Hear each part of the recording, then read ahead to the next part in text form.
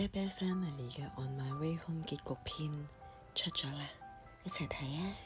呢個並唔係一個虛構故事，佢係我哋屋企喺2026年2月21號星期六年初五發生嘅一場真實意外改編。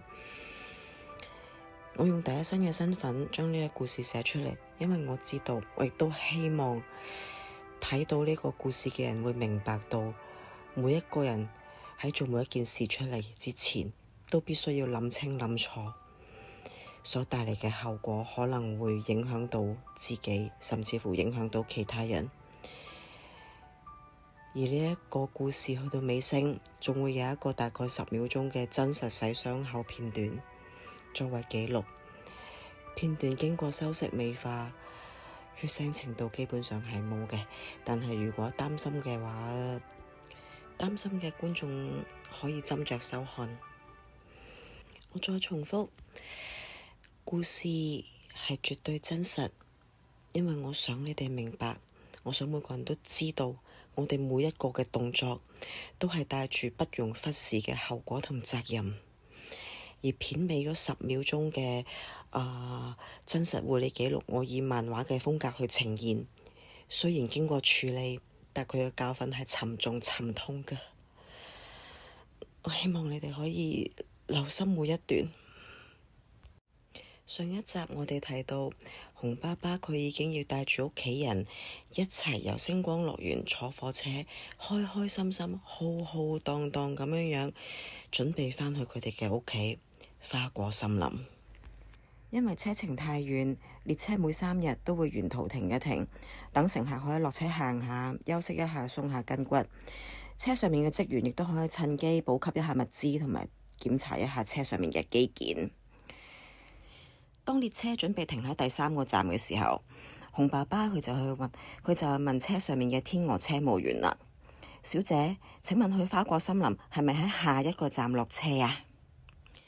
天鵝佢好溫柔、好親切咁樣答爸爸：可以嘅，下個站落，但係呢，落咗車之後呢，你就要橫渡過河啦，然之後再穿過一個黑森林，咁你就會見到噶啦。不過呢，個黑森林入邊呢，全部都係荊棘嚟嘅，又多野狼，好危險噶。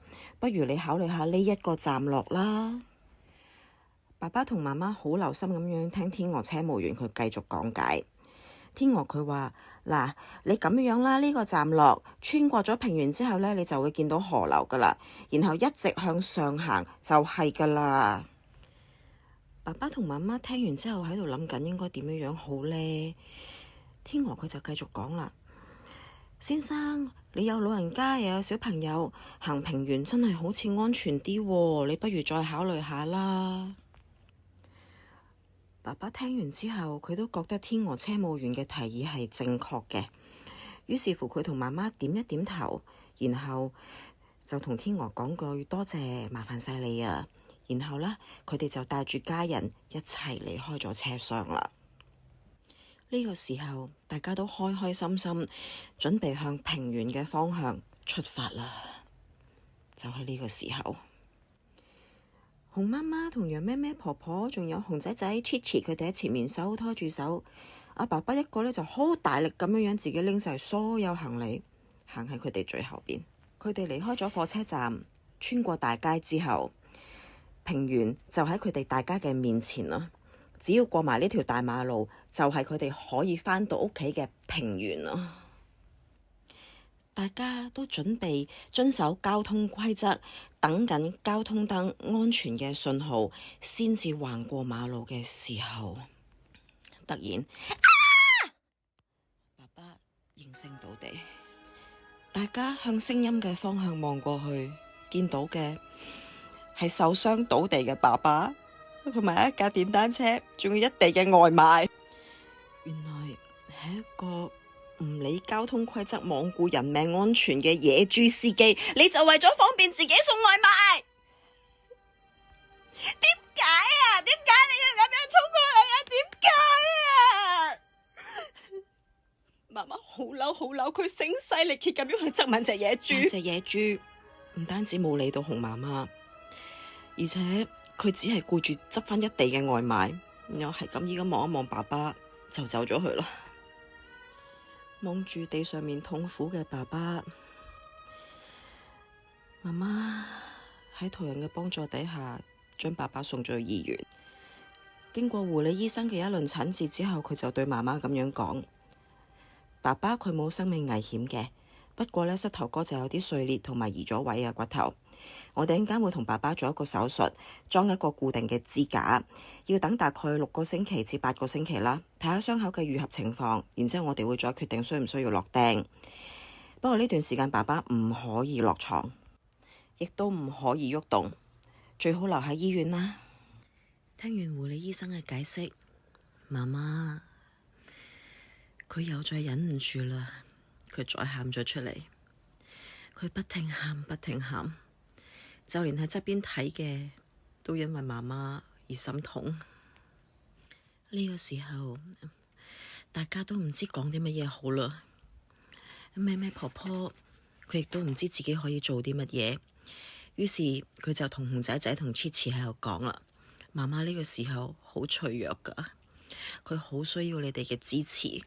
仔仔你哋乖，過去幫媽媽抹眼淚好唔好？於是乎，仔仔同 Chichi 就行咗過媽媽嗰度啦。媽媽，睇得出仔仔佢真係好驚好驚，好擔心媽媽會出事。呢個時候，媽媽好無助。而呢次爸爸遇上嘅意外，Chichi 都一樣感受到媽媽嘅心痛。雖然佢哋大家相處嘅時間唔係好長，但喺 Chichi 嘅心裏邊，熊家已經係佢屋企啦。熊爸爸、熊媽媽已經係佢嘅父母啦。媽媽，Chichi，眼淚，媽媽，媽媽，嚟啊，仔仔 Chichi，過嚟媽媽度啊！熊媽媽一手就將2個小朋友抱咗入懷。喺呢一刻，媽媽個心好痛，講唔出說話。媽媽佢知道2個小朋友仍然好需要佢嘅照顧，佢好清楚啊，所以佢嘗試強迫自己冷靜落嚟。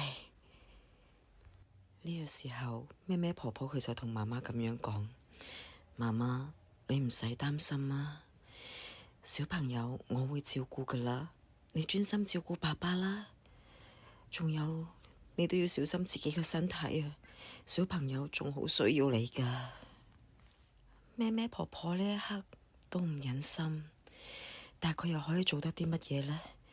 除咗幫手照顧2個小朋友之外，乜嘢都做唔到。熊媽媽佢笑咗一笑，就同婆婆講：放心啦，婆婆，我唔會畀自己有事噶。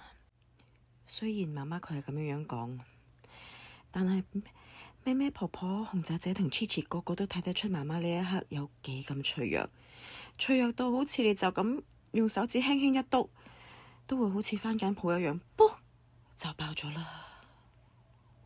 大家都好擔心。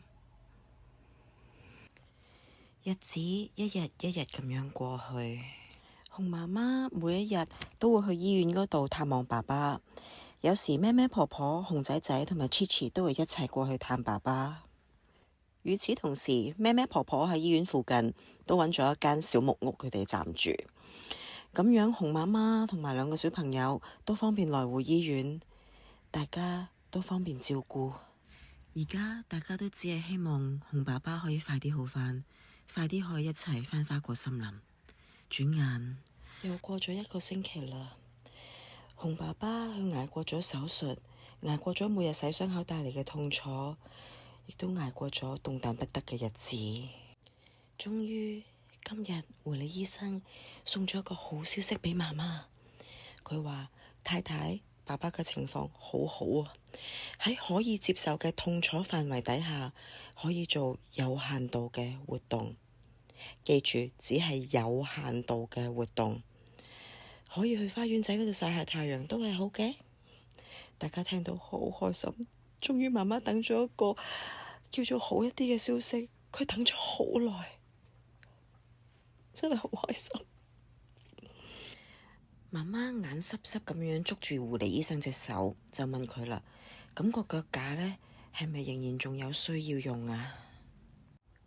個腳架仍然需要㗎，因為個傷口仍然要固定啊嘛。過多3個星期之後，會再同佢安排照 X-ray，睇下到時啲骨頭嘅情況，然後我哋會再決定下一步，咁樣對傷者嘅情況比較好。護理醫生再次叮囑，記住只係有限度嘅活動，用輪椅啦。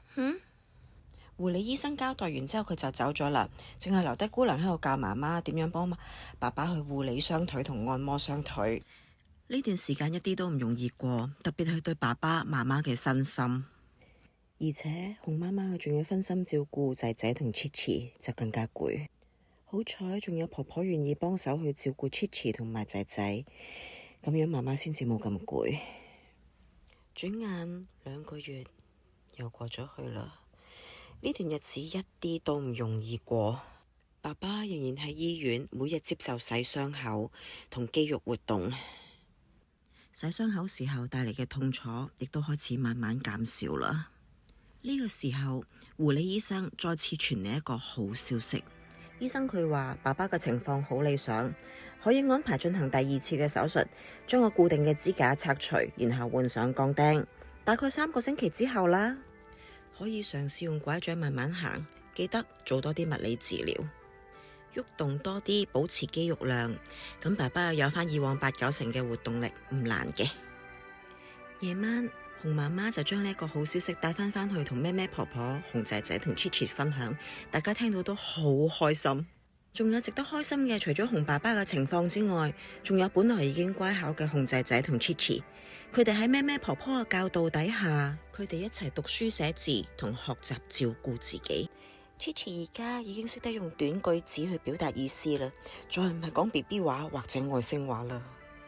就好似呢一晚，媽媽如常探完爸爸返屋企之後，Chichi 就錫咗媽媽一啖，然後話：媽媽食飯飯，蛋蛋 Chichi 炒蛋蛋。呢個時候，熊仔仔都唔執輸啊！佢話：媽媽，呢個意大利粉我煮㗎，你快啲食啦！媽媽佢好開心啊，望一望2個小朋友，又望一望婆婆，然後佢對住咩咩婆婆話：呢一段時間好彩有你咋，婆婆。婆婆好似知道媽媽下一句就想同佢講乜嘢咁，於是乎佢就話：哎呀，一家人啊嘛，講呢啲。熊爸爸佢到底幾時先可以出院呢？幾時先可以團聚啊？未肯定啊！醫生話過2日仲要同佢做手術，首先要拆除咗膝頭嘅固定支架，然後換鋼釘，睇下傷口個情況理唔理想啊，有冇發炎啊咁咯。媽媽好努力咁嘗試將醫生嘅說話複述出嚟，但係咩咩婆婆、熊仔仔都聽到一頭霧水嘅時候，更何況係啱啱先至學緊講說話嘅 Chichi 呢？婆婆佢推一推自己副老花眼鏡，心入邊喺度諗乜嘢固定支架，乜嘢骨骼異常，呢啲外星話嚟㗎，一句都聽唔明。熊仔仔都聽到拗晒頭，喺度諗，咁係咪真係好似爸爸幫我修理玩具車咁樣啊？咁爸爸以後會唔會變成一個機械人啊？Chichi 佢就更加聽唔明啦。佢碌大對眼，側住個頭仔喺度諗下，又望下媽媽，又望下媽媽畫嘅嗰幅圖畫。佢淨係知道爸爸痛。Chichi 佢只係知道爸爸而家返唔到屋企，爸爸受咗傷。婆婆佢再諗咗一陣，於是乎就問啦：咁爸爸呢次手術之後，係咪仍然需要繼續留喺醫院再觀察多一段時間？大概幾耐啊？婆婆，好對唔住啊！呢個時候本來大家應該已經返到屋企。講到呢一度，婆婆係見到媽媽有啲眼濕濕，於是乎佢就話啦：傻豬嚟嘅，大家一家人嚟㗎嘛，邊度使講呢啲嘅啫？最緊要爸爸冇事，我哋都喺度，一定撐得過去㗎，媽媽。熊仔仔同 Chichi 見到媽媽佢喊，都即刻趕過嚟攬住媽媽。Chichi 佢雖然乜嘢都唔識，但佢都伸出隻手仔，好似婆婆咁樣，輕輕拍下媽媽個膝頭。本來 Chichi 都想幫媽媽抹眼淚㗎，但係呢個時候佢自己都嘟住個嘴仔，嘴嘟嘟，想喊咁樣同媽媽講：媽媽唔喊，唔好喊，Chichi錫返。呢個時候，熊仔仔佢都伸出咗佢嘅手仔，接住咗媽媽嘅眼淚。突然間，仔仔哇塞，熊仔仔喊咗出嚟。Chichi 見到 Chichi 都忍唔住又喊埋一份。關於爸爸嘅傷勢，而家仍然有好多未知之數，例如下一步要點做呢？拆咗支架之後落埋釘啦，又使唔使打石膏呢？仲有之後仲要唔要再做手術啦？康復治療要幾耐啊？爸爸佢到底幾時先至會真正好返呢？好返之後會唔會有後遺症啊？實在有太多嘅未知啦。小朋友啊，你可唔可以答我2個問題呀？因為野豬佢冇心嘅行為，令到熊爸爸佢需要戴住一個金屬支架3個月，你覺得邊個有問題呀？仲有啊，如果我哋每個人喺做每一件事之前都諗一諗個後果，咁樣會唔會好一啲啊？爸爸嘅復康過程仍然仲有好漫長、好艱辛嘅日子等緊，但我都希望可以喺呢個故事裏邊令大家明白，我哋每一個嘅小動作都可能會對他人造成好嚴重，甚至乎無法挽回嘅後果。希望呢個故事可以令到大家多一份留心，對自己負責。以下係10秒鐘嘅真實洗傷口記錄，畫面經過處理，即係想大家可以從中學習，我哋每一個人都有不容忽視嘅責任。請家長陪同小朋友一齊收看，多謝。下一集嘅啤啤 Family， 熊仔仔佢有奇遇啊！佢發咗一個好特別嘅夢啊！佢同 Chichi 仲有熊家去咗一個好神秘嘅地方啊！好心急啊，想快啲有得睇啊！記得追啦！